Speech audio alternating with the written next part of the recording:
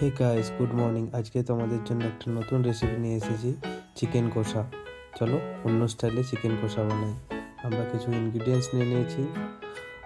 আমরা slice onion নিয়ে নিয়েছি, এবং slice onion, slice tomato and garam masala, green chilli, garlic cloves and ginger garlic paste.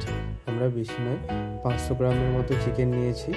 সে 500 গ্রাম চিকেনের হিসাবে আমরা ইনগ্রিডিয়েন্টস তৈরি করেছি।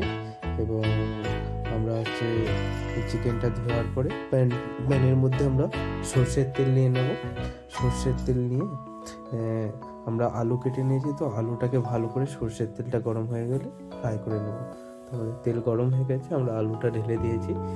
প্রায় 2 মিনিট থেকে 2.5 মিনিটের মতো লাগবে ফ্রাইটা করতে। আলুটা ফ্রাই করা হয়ে গেলে এবার চিকেনটা আলুর মধ্যে অ্যাড করে দেবো।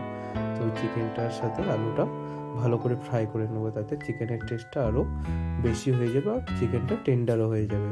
তো খুব সুন্দর লাগবে। নতুন রেসিপি শেয়ার করছি, আপনারা লাইক শেয়ার ফলো করবেন। এবং আমাদের আলুটা মোটামুটি হয়ে গেছে, এবার কষা রেডি আর chicken done. Thank you so much for watching.